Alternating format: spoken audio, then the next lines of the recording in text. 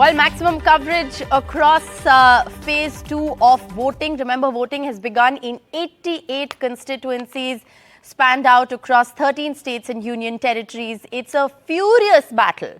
And suddenly this campaign has picked up so much momentum and heat in just the last 1 week after the first phase of the election. There's a huge row between the Congress and the BJP over the manifesto, over inheritance tax. We'll get to all of that in just a bit. But first, today is the day that belongs to you, the voter, as the red carpet has been rolled out for you. It's a crucial election as far as the south of India is concerned. All 20 seats of Kerala going to the polls today.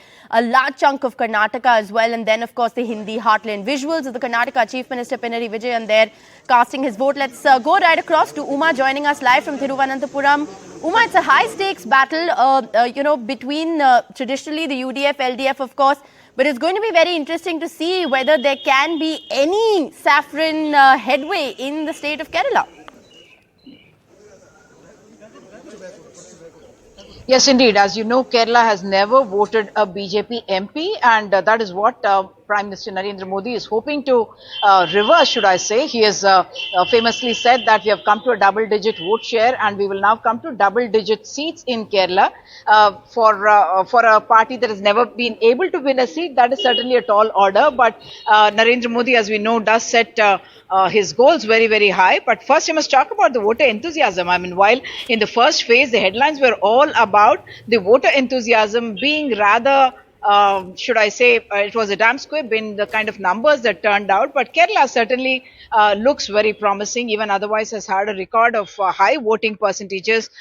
Even Thiruvananthapuram, where we are, in fact, more than 74% was around the voting percentage that we saw. And since morning, people queuing up in big numbers. One lady, in fact, said that this is like going to the temple. So you need to do your duty by the temple of democracy. And therefore, all of us turning up early. Of course, the temperature is also something that would be in everyone's mind, that you come in and vote early so you avoid the heat and the kind of exhaustion that can bring. So I've seen huge numbers of senior citizens as well coming in and voting in the early hours. But more importantly, Kerala, like you mentioned, 20 seats, all 20 Lok Sabha seats, for which voting is happening today, and certainly a very critical battle as it is. That it's been pitched like that you have a three-cornered contest, at least in about in at least about 6 or 7 constituencies in Thiruvananthapuram, Thrissur, Alappuzha, Attingal, all of them being mentioned as a three-cornered contest. And that's also one reason why, in a state which is very politically aware and people politically engaged as well, that's the reason why they would, in fact, come out and vote in big numbers, show the rest of the country that we know our politics and are involved. I think the voting percentage this year is going to be bigger because more people are getting aware of the importance of their own rights and responsibilities. So we look forward that more people are coming into exercising or casting their votes this year compared to the previous years. And this time are the stakes higher? I mean, the kind of pitched campaign that we saw made it seem like, yes, we have a bigger thing at stake, and Kerala does know its politics. Yeah, we do know what to do. I mean, so definitely will reflect. The kind of lack of enthusiasm that we saw elsewhere, in the country, hardly about 63% or so, Kerala is going to say that, no, this is what we... Always. People will come out and vote. That is going to be there. Since it is a holiday, definitely we will come and vote. And Thiruvananthapuram this time, even more pitched battle it was, isn't it? The candidates are, especially Dr. Shashi Tharoor and Rajiv Chandrasekhar. They are national people, like compared to the Communist Party. Probably that's why the national media is more focused in Trivandrum compared to previous years. So we look forward. Yes, good result. Done your duty, ma'am? Done with your voting or just going in? Yes. Show your fingers. The inked finger, yes. Okay, done what you needed to do. You too? Yes. Okay, early birds, all of you. Okay. So, Enthusiasm certainly not lacking, and with the kind of political pitch that has been made this time around, I think both the UDF and the LDF, the passions run through the population in terms of the commitment that they have towards their own party cadres, and therefore each of these groups, whether it's the BJP, the UDF, or the LDF, all of them would want their own people to come out and vote in big numbers. At Kannur, we are hearing that Mr. Pinarayi Vijayan is in fact coming to cast his vote as well. And for him as well, this is a very critical battle because questions are being raised about whether the CPIM can continue to be a national party with the, Yes. which much known election symbol as well.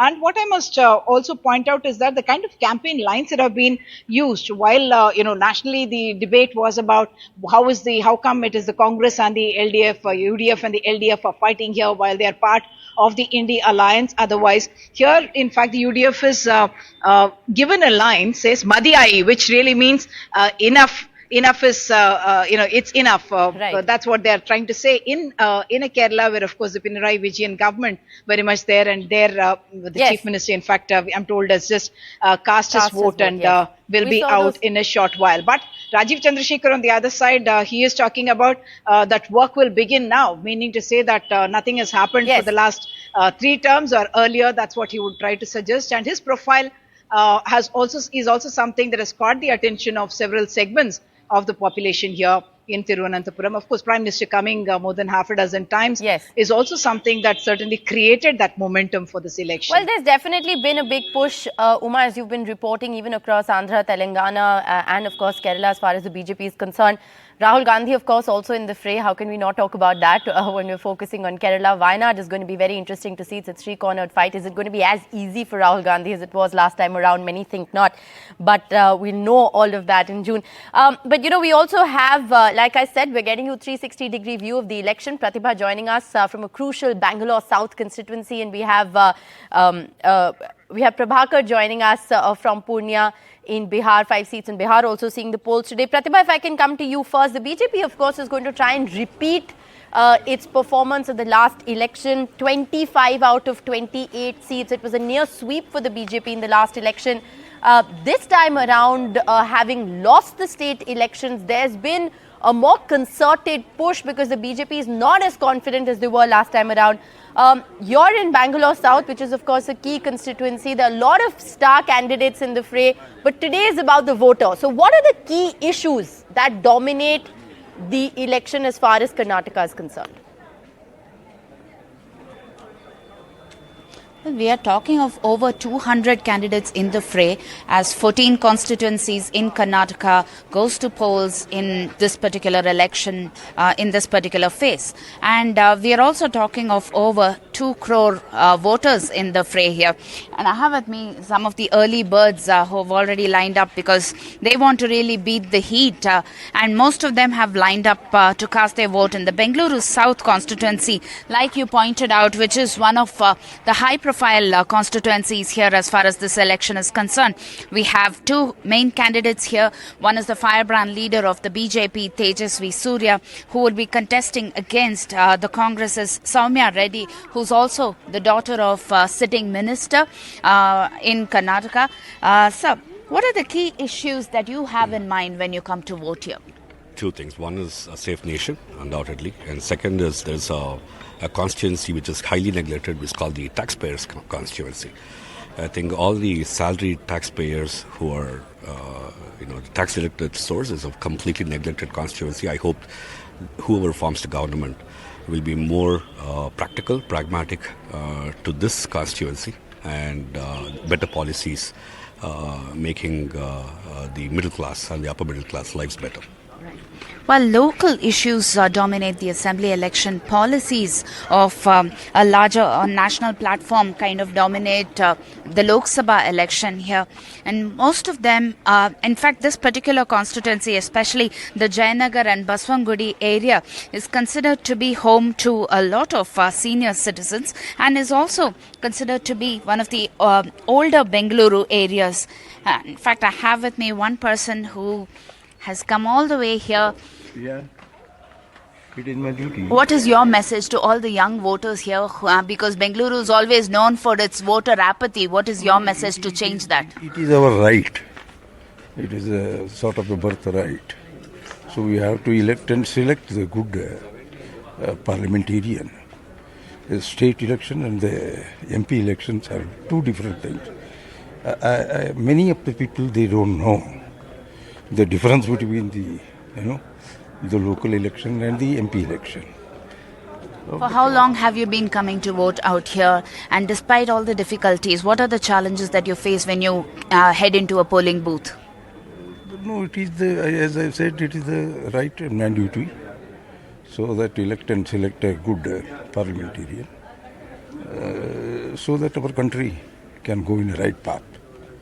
And Thank we you. are educated, we know. So that it is proud since from my 18 age I am doing it. Still I don't know how. Bengaluru is generally known to be very laid back. Most of the young voters seem to consider this to be a long weekend. Despite this being known to be the IT city, most of them head off on a long weekend over here. So what is your message to tell them that this is a rightful duty of yours? Yeah, it is a one-way duty, one-way responsibility. And another thing is people should come out and vote. Many people, they may not come out. So then they don't have any right to speak about the, constitution and other things. So, If you do not cast your vote, you have no right to complain. That is the message that is being given out by most of them who have come here. In fact, taking a lot of difficulties in mind and the challenges, overcoming them all to head into a polling booth just to participate in this democratic festival and partake in exercising their franchise. Let me see if I can go to another person here. Ma'am, what is your message to all the young voters? Sir, if you could speak a few lines. Right. Most of them who wants to keep this private. So what is your message to all the young voters? Young voters should take country into account and they should look into performance and stability of the government. I have a young voter here as well. So what are the key issues that you have in mind? What do you think of as you cast your vote? I need more implement in Digital India so that it will help all the students out. And we need stable country. A stable country and digital India. These are some of the key issues in the young minds here in Bengaluru, especially a city that is known to be extremely digitally advanced. So if you're bringing your father here, is what I presume. Yeah. Right. For how long have you been doing this to partake in the democratic duty? Probably 30 years. 30 years, yeah. What is your message to all the young voters? Vote responsibly. Vote responsibly and then choose a proper leader. Vote responsibly. So that is also another message that is being given out to the young voters. Well, Bengaluru is always known for its voter apathy, and this time all of them are hoping that Bengaluru would prove everybody wrong. Back to you. Well, very heartening visuals there, I have to say, Pratibha, of that young man, holding tight onto his aged parents' hand, I think, and just making sure that, he has the help and support that he needs to vote. So I think that's a very strong visual, a very strong image that you just broadcast to us from Bangalore South, which, like you said, is notorious for its low voter turnout. It's a Friday, so, you have Gen Z just jetting off for the weekend.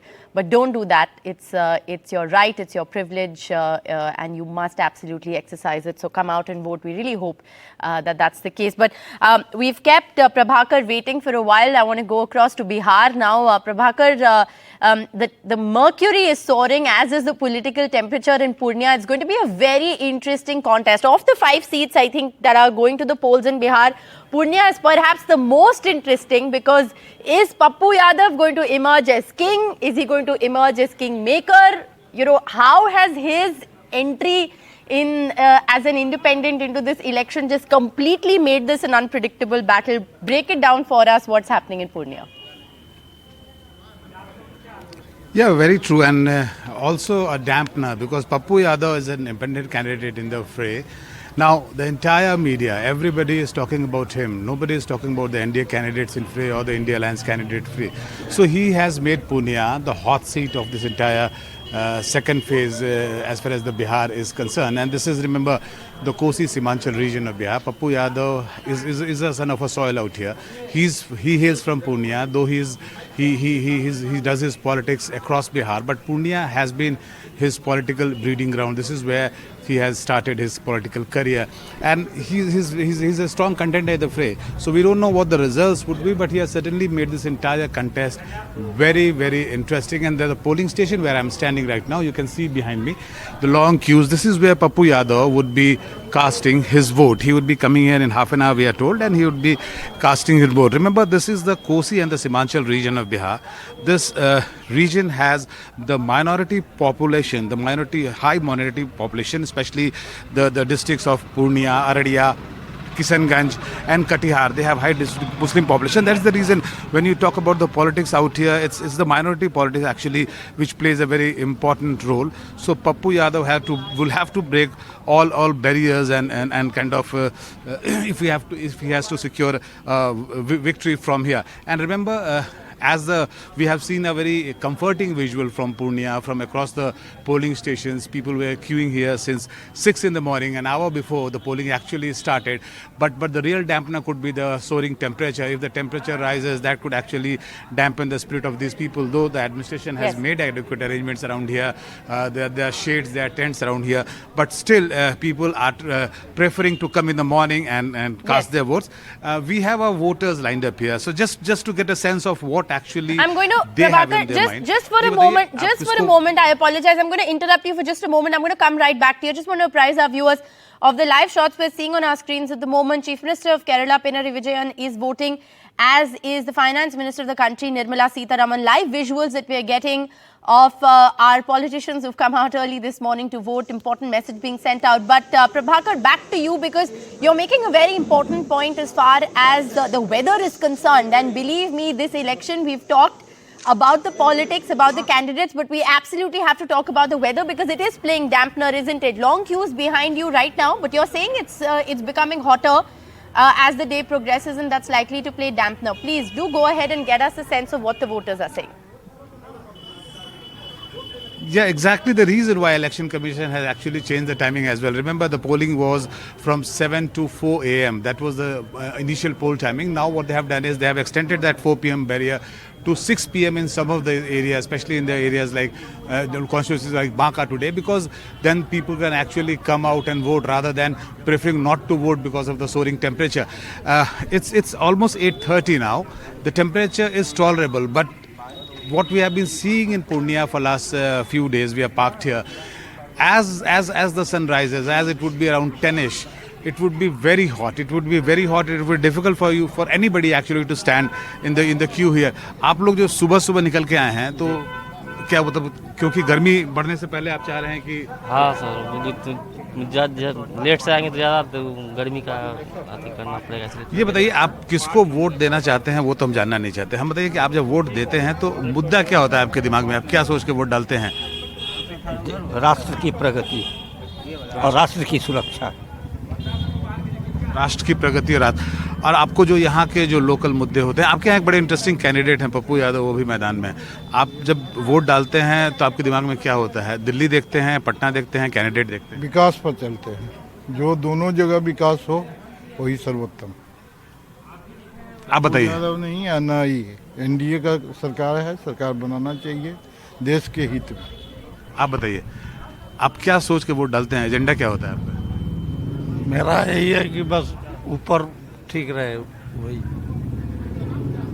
So this is a Lok Sabha poll. Remember, if you could get a sense of what these people are saying, it's basically they are not much concerned as far as the candidates in the fray are concerned. They are saying that they look at Delhi. They basically look at the top chair in Delhi, and they are casting their vote on that particular agenda. So we know where they are coming from. Yes.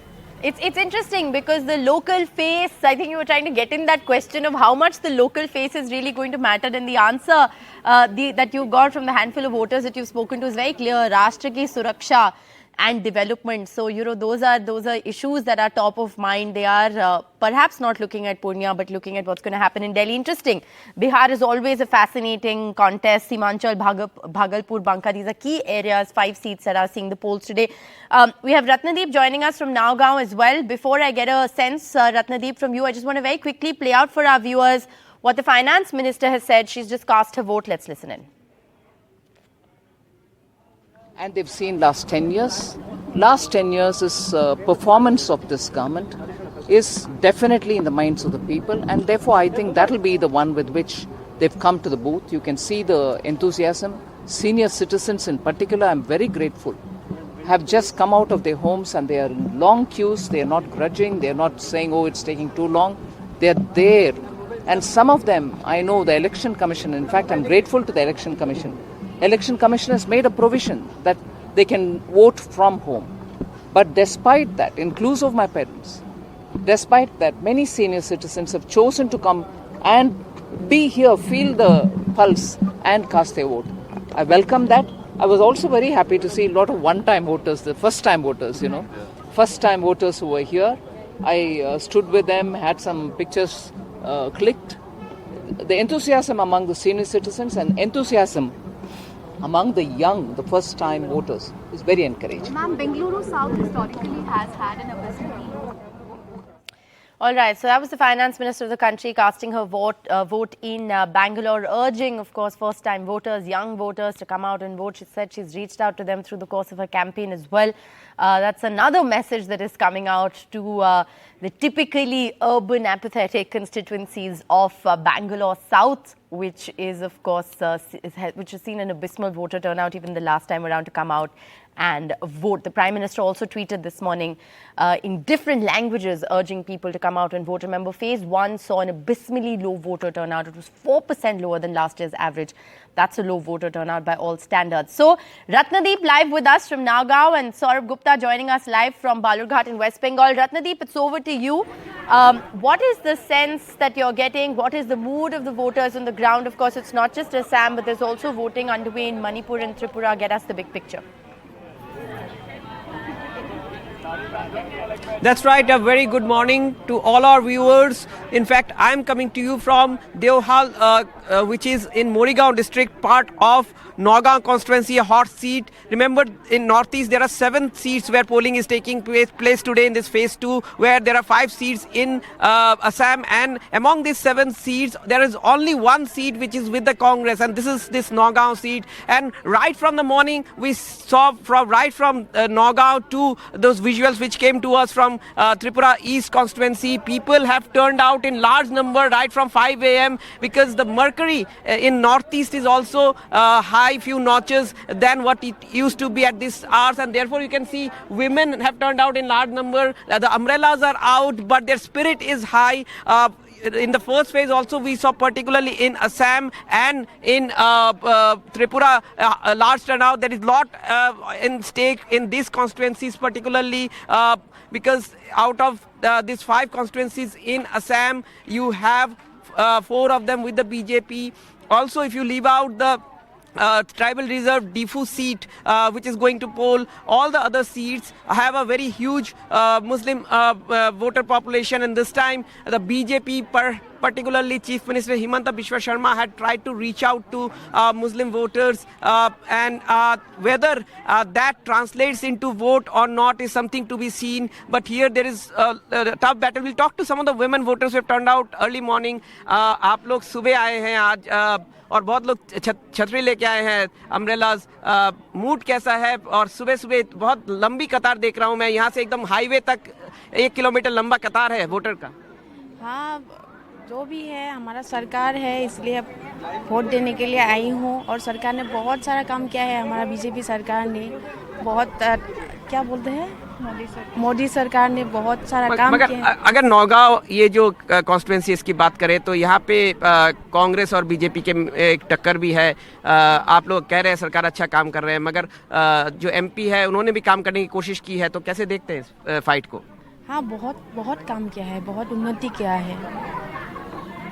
So there you are, one of the female voter clearly pointing out that this is a key fight, because in one side they are happy with the work that has been done by centre in this region, and on the other side she's saying that even the local MP has also done quite good work. So therefore, Nagaon is a hot seat where sitting MP Pradyut Bardoloi of Congress heavyweight, former Assam minister, is taking on a new candidate from BJP, Suresh Bora, who actually switched over from the Congress to the BJP. And also you have third factor, the AIUDF, who have influence over Muslim votes, sitting MLA Aminul Islam contesting from here. There are also other key seats like Silchar, which is going to poll, where you have a very straight fight between the BJP and the Trinamool Congress. Remember, Sushmita Dev of Trinamool Congress, who used to be with the Congress, she used to be the MP in Silchar. Last year she was defeated, but this time Trinamool Congress has fielded a former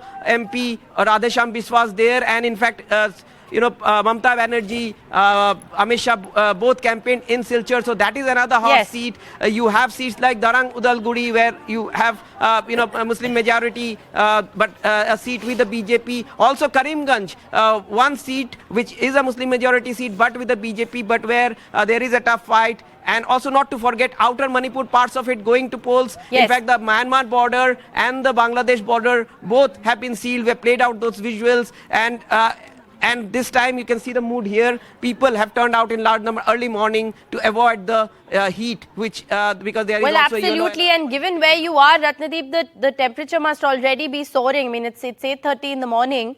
But the temperature may already be soaring, and I think it's very heartening to see those visuals behind you. Large queues behind Ratnadeep, a lot of women, Ratnadeep, and a lot of colour with all of those umbrellas out. So if you're concerned about the temperatures and the heat, that's motivation for you right there. The number of people queuing up, like Ratnadeep said in Nagaon, huge queues, very heartening to see. People queuing up despite the heat, despite the odds, with their umbrellas, and out to cast their vote. What a heartening visual indeed, Ratnadeep. Thanks for getting us that update from Assam. Saurabh, over to you. Okay, I'm gonna come back to you in just a moment. The Chief Minister of Kerala speaking. Let's just listen in. നമ്മൾ കാണേണ്ടത് ഈ P ജയരാജന്റെ പ്രകൃതം എല്ലാവർക്കും അറിയാലോ. എല്ലാവരുമായും നല്ല സുഹൃത്ബന്ധം വെക്കുന്ന ഒരാളാണ് ജയരാജൻ. പക്ഷേ സാധാരണ നമ്മുടെ നാട്ടിലൊരു പഴഞ്ചൊല്ലുണ്ടല്ലോ, പാപിയുടെ കൂടെ ശിവൻ കൂടിയാൽ ശിവനും പാപിയായിട്ടുണ്ട്.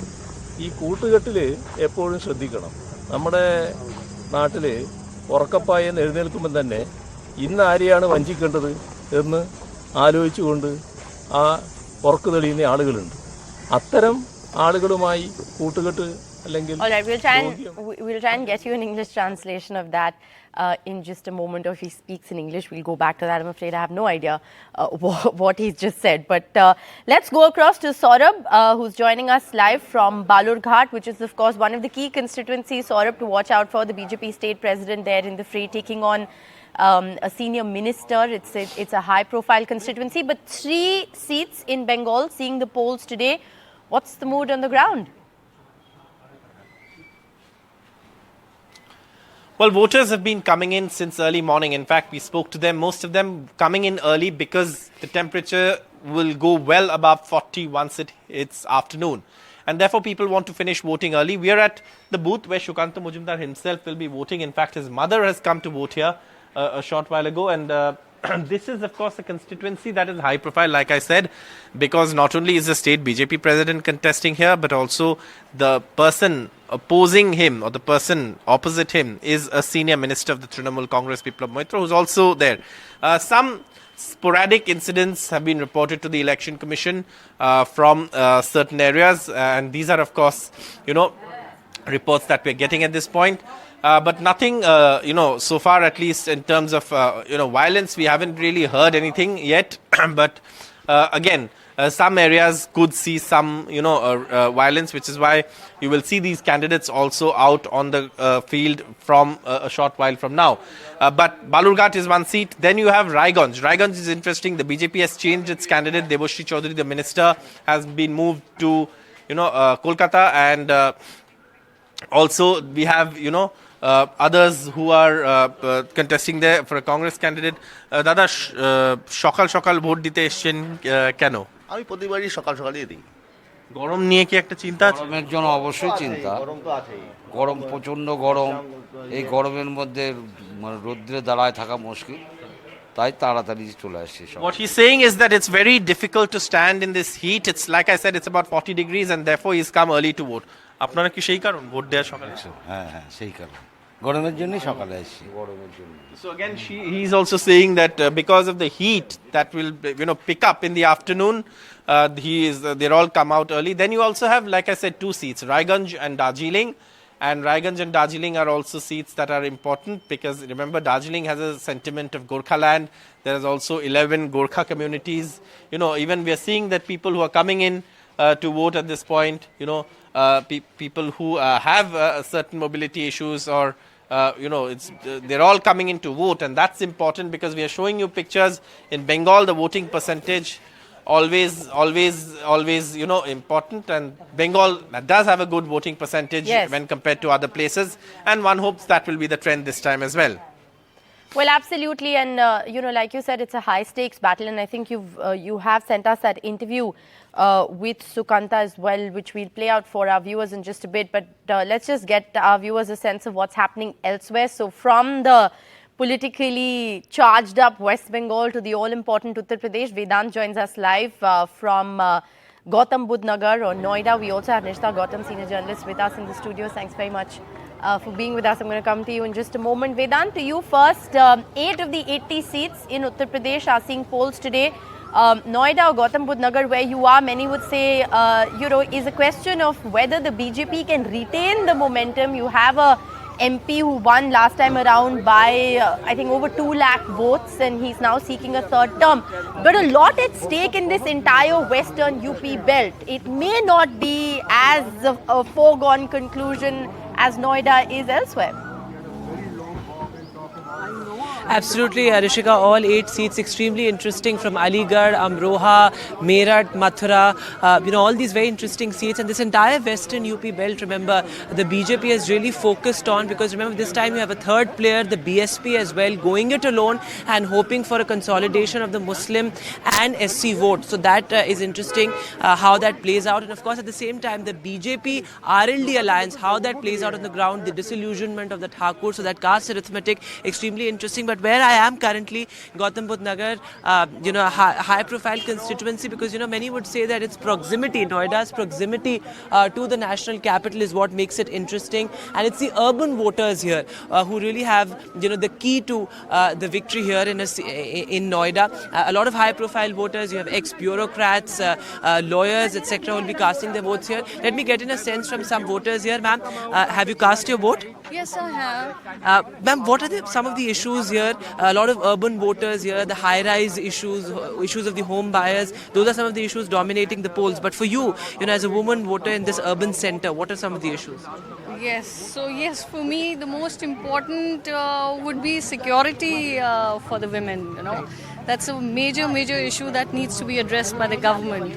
So they need to look into it and address it. They should have women from different segments of the society to actually look into this matter and take it up. So women's security, a key issue certainly there. A lot of morning walkers also here gathering. Let me get in a quick word from you. Sir, you're going to cast your vote. What are some of the issues of Noida's voters? Are you looking at national issues or more local issues? National issues. National issues like what? Country's development. Right. Where we were, where we are, where should we go. Right. Okay. Sir, anything you'd like to add to that? Add to what? What are some of the issues, here? And Well, the issue is this, that, India's stature in the world. Okay. India's security, India's development. This is a national election. Yes. So those things affect me and affect everyone That's why I'm here. Thank you, sir. So, of course, Rishika, national issues matter as much as local issues when it comes to general elections. This messaging of brand Modi, Vishwa Guru certainly resonating with voters here. But of course, it's the local issues as well. There's a lot of disillusionment among home buyers, and in this entire Western UP belt, Rishika, in the past couple of days, we've seen how the campaign was sharply divided after the Prime Minister's rather divisive remarks. So, it remains to be seen how all of that plays out here. A lot of high-profile candidates in the fray. Hema Malini eyeing a third term. Danish Ali this time contesting also from Amroha after his switch from the BSP to the Congress. So certainly a lot at stake in Western UP. Well, a lot at stake in Western UP, and there's a lot of star power also, Vedant, today with Hema Malini and Arun Govil. The choice of Arun Govil is particularly interesting. It makes Meerut very, very fascinating, and it also speaks volumes about the narrative that the BJP is trying to drive in this election, especially in the state of Uttar Pradesh. Numerically significant, astute voters. And of course, where Vedant is the urban pocket, where the issues are very starkly different from the issues of the people just a couple of kilometers down that Yamuna Expressway from you. Thanks, Vedant, for joining us this morning. We'll keep coming back to you for more update. Can BJP's Mahesh Sharma, who won from nearly 2 lakh votes last time, retain that momentum? But speaking of Uttar Pradesh, Nishta, if I can come to you at the moment, only 8 of 80 seats, of course, UP seeing polls across all phases. But it's going to be very interesting to see what happens in Western UP this time around. There's been a very concerted pitch by the BJP as far as the entire Ram Mandir narrative is concerned. Hema Malini, of course, is a known face sitting MP, but Arun Govil has been particularly interesting. And, a lot of questions have been asked to him about issues which he sort of just said, I'm going to deal with them later. It is very interesting, and this reminds me of a comment that one of the local politicians had made. I'm not going to name him, yes, because he's also seeking a second term. Yes, and from my part of the world. Okay. So he just said. So there was this family sort of gathering, and people were like, "Okay, are you scared? Are you scared?" And that. Don't worry guys, Yogi और मोदी एक बार करेंगे campaign, पूरा पलट जाएगा, scene पलट जाएगा. Yes. So it's like that confidence that the party is exuding at the moment, that no matter who you're going to field, they're going to win. Why else would Arun Govil be fielded from Meerut, where he does not stay there, he does not even speak the language. Yes. Yeah. He does not speak the dialect. Literally been paratrooped from Mumbai into Absolutely. there. And his qualification, of course, is that he played Ram. And that's exactly what the BJP is counting on. And it is trying to get those people behind who grew up on a steady stream of Ramayana, where the televisions had become the temples and everybody was doing Aarti before Ramayana would be played. So, this is the kind of charge that the BJP is leading. I don't know if people are very happy about it, people in Meerut, because they know that if we have any problem, we are not going to be able to chase our member of the parliament. But I want to just come in here and I don't know if you were listening at the time that we had we had Prabhakar live from Purnia in Bihar, and when he spoke to voters over there, it was an overwhelming sentiment on national issues. I mean, he spoke to a handful of voters. Of course, it's not a testament to go by, but it is something that one must talk about. The issues that they talked about were not local Purnia related issues. The issues that they talked about, and Pappu Yadav it's a hot seat as far as Bihar is concerned to see what happens. But the issues that were talked about were national issues. Absolutely, the issues of national security, the issues of development. So, do people really care about Hema Malini or Arun Govil, or are they just going with the mindset of voting for that double engine sarkar, as has been the pitch of the BJP? I don't think they are voting for anything other than Modi. Right. I don't think they're and I've been maintaining it, that Prime Minister Modi is like the trump card for the BJP, and the BJP knows, and the Prime Minister also knows how to use himself and how to ratchet up the sentiment. I mean, look at his past few speeches. What is happening with those speeches? Extremely objectionable speeches, targeting a particular community of Indians. And but he knows his electorate. He knows that this is what is probably rewarding right? And he is not leaving anything to the chance. And that is what keeps the BJP going election after election. Yes. And that is a bit of concern. Yes, and do the same rules apply across the board that apply in Uttar Pradesh is the big question. Let's go across to Nazir, who's joining us live from J&K. Nazir, one seat seeing polls today. This is, of course, again, Jammu and Kashmir is voting across all phases. What are the key issues that dominate as far as Jammu and Kashmir is concerned? This, like we've talked about in the first phase as well, is that first crucial referendum of the people after the abrogation of Article 370. Yes, exactly. But the main issues people are talking about is employment or absence of it, and the development. These are two key issues, and also the rights of the people, land issues, liquor shops in Jammu, so many issues, actually, host of issues which are part of this election. And there are 22 candidates, but the main contest appears to be between the BJP, which is seeking third term from this constituency, and the Congress's Raman Balla, who is also the working president, led an effective campaigning. So let's talk to people who have actually come and voted here. This gentleman has come on the wheelchair. आपसे बताएंगे कि आप सेहत की खराबी के बावजूद भी आप वोट डालने के लिए सवेरे आए. क्या मुद्दे हैं इस इलेक्शन के? क्या नहीं, मुद्दे क्या है इस इलेक्शन के? मुद्दे क्या है? क्या किस बुनियाद पे आप वोट डाल रहे हैं? क्या डेवलपमेंट और क्या? और कुछ नहीं. हाँ, डेवलपमेंट होनी चाहिए. हाँ, डेवलपमेंट होनी चाहिए. हाँ जी. जी. मैडम, आपने वोट डाला? जी, वोट डाला, और सबसे आई थिंक कि सबसे पहले वोट डाला, और हम वोट डाल रहे हैं for empowerment, for equity and for employment, and for taking the country to next higher level. And being Indian, we are proud to be Indian, and we want India to be in the developed country. So was this campaign all about development, real issues people are actually facing, or it was about just politics or the divisive?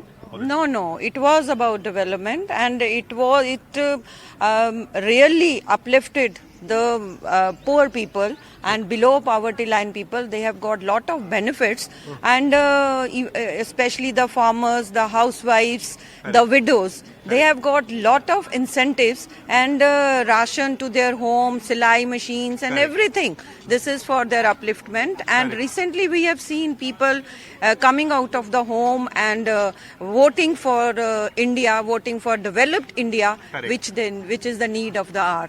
Thank you. So true. So importantly, look, this senior citizen has come on the wheelchair to cast his vote. One important thing of this election is disability access. You can also see here another person brought here on wheelchair to cast his vote. Is disability access, this Samat by Hyundai in collaboration with the NDTV has already launched an initiative to create awareness about more inclusive space for the persons with disabilities, and they have come here. You can see our wheelchairs and their ramps here at this polling booth in Gandhinagar, Jammu. So that is very important, so that everybody should have access to go and vote. And in this polling booth also, Election Commission has also kept a refreshment. We'll talk a little more about that. It's very interesting and very heartening to see those people come out and vote. I'm told the BJP President JP Nadda is speaking. I'm not sure where, but let's listen in. We have to devise innovative plans to ensure that minorities, particularly the Muslim minority, are empowered to share equitably in the fruits of development. They must have the first claim on resources. Manmohan Singh ji ने यह बयान गलती से नहीं दिया था, बल्कि जानबूझकर दिया था, क्योंकि अप्रैल 2009 में फिर से मनमोहन सिंह ने मुंबई में प्रेस कॉन्फ्रेंस के दौरान एक प्रश्न के जवाब देते हुए फिर अपने बयान को सही ठहराया और कहा कि माइनॉरिटीज का, खासकर मुस्लिमों को प्रायोरिटी मिलनी चाहिए और उनको देश के संसाधनों पर पहला हक होना चाहिए. सच्चर कमेटी की रिपोर्ट के माध्यम से गलत बयानी की गई और मुसलमानों की हालत दलितों से भी खराब है, ये कहा गया. मतलब यह है कि कांग्रेस पहले से ही आधार बना रही थी कि येन केन प्रकारेण मुस्लिम को एससी अनुसूचित जाति घोषित कर मुसलमानों को एससी आरक्षण की वैधता दिला दी जाए। कांग्रेस की एससी, एसटी और ओबीसी के अधिकारों पर डाका डालने की यह आदत बहुत पुरानी है। यहां तक कि बाबा साहब भीमराव अंबेडकर ने 27 अक्टूबर 1951 को कहा था कि पिछले 20 वर्षों में पंडित नेहरू ने 2000 भाषण दिए हैं, लेकिन उन्होंने एक बार भी अनुसूचित जाति के कल्याण के बारे में बात नहीं की है। इससे आप अंदाजा लगा सकते हैं कि कांग्रेस पार्टी को हमारे लोगों के प्रति कितनी सहानुभूति है। पंडित नेहरू हमेशा मुसलमानों के पक्ष में रहते हैं। मैं नहीं चाहता कि मुसलमानों की उपेक्षा हो, कदापि हम नहीं चाहते कि मुसलमानों की अपेक्षा हो, लेकिन मैं यह जरूर चाहता हूं कि मुसलमानों को अन्य समुदायों की कीमत पर अनुचित लाभ नहीं उठाना चाहिए। जिन्हें अधिक सुरक्षा की आवश्यकता है उन्हें ही लाभ मिलना चाहिए। कांग्रेस ने राष्ट्रीय धार्मिक और भाषाई अल्पसंख्यक आयोग का गठन कर यह साजिश रची कि मुसलमानों में भी जाति है, इसलिए उनमें भी एससी माना जाए और एससी लिस्ट में आरक्षण दिया जाए। All right, well, with that, we're going to slip into a very short break. We'll bring you a 360-degree view on this big second phase of the election. NDTV has panned out across the 13 states that are seeing polls today. Our coverage from Ground Zero will continue on the other side. Do stay with us.